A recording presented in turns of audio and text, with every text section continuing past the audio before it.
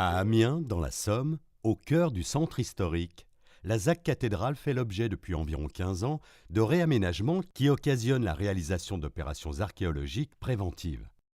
Il y a une première fouille qui a eu lieu en 2006 qui concerne un terrain qu'on appelle le Bas-Parvis. C'est un terrain qui est exactement en contrebas de la cathédrale.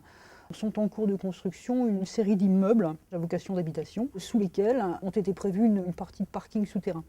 Et il y a eu une deuxième fouille, à une vingtaine de mètres, où là c'est un hôtel qui s'installe avec une partie des locaux techniques en sous-sol également. Amiens, Samarobriva, est créée au commencement de notre ère. Elle connaît un essor rapide qui aboutit à une surface urbanisée de 200 hectares au IIe siècle. À partir du IIIe siècle, elle traverse une importante phase de régression. Au IVe siècle, elle se dote d'une enceinte fortifiée intégrant une partie des murs de l'amphithéâtre et couvrant seulement une vingtaine d'hectares. Vers la fin du XIIe siècle, Amiens connaît un essor qui se traduit par le développement de vastes faubourgs qui seront protégés par des agrandissements successifs de l'enceinte jusqu'au XVIIIe siècle. Au XXe siècle, les bombardements de 1940 détruisent une grande partie du centre historique de la ville.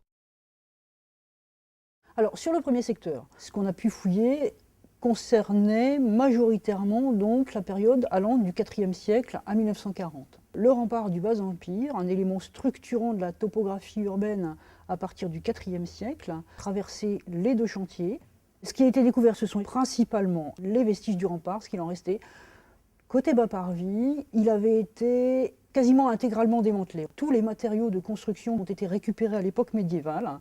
On avait donc son empreinte, son négatif. Mais on a eu la chance quand même de retrouver quelques blocs de grands appareils qui nous ont livré les traces indubitables de la présence d'une tour sur la courtine. Le chantier a permis de vérifier quantité d'informations concernant le front nord du castrum, de confirmer les différentes datations, de la construction au démantèlement, et enfin d'en savoir plus sur l'occupation des terrains aux abords immédiats de ce mur.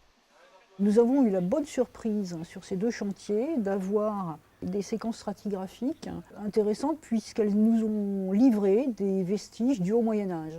Chose relativement rare sur Amiens, dans la mesure où à l'intérieur des remparts, en général, il y a eu tellement de construction, de reconstruction, de modifications, il y a des caves dans tous les sens.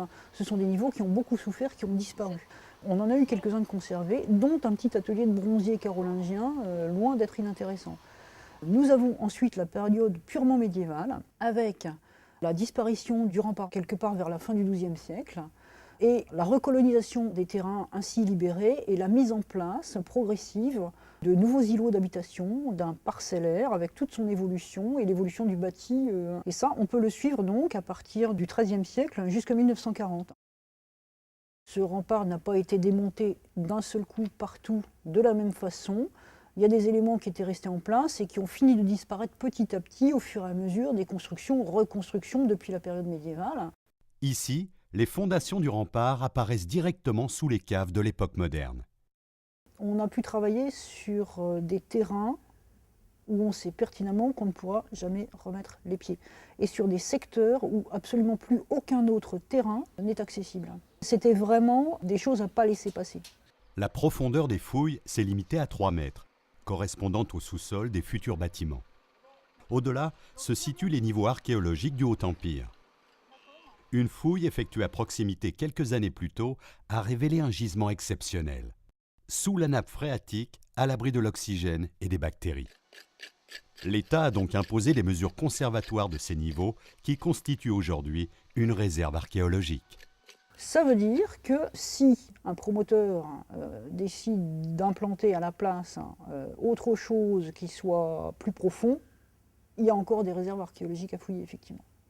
Si quelqu'un y retourne en 20 ans, 30 ans, 50 ans, 60 ans, on aura éventuellement à ce moment-là des techniques, des méthodes, des moyens qui sont différents et qui permettront éventuellement de travailler un petit peu mieux que ce qu'on peut faire aujourd'hui. Peut-être, c'est à souhaiter.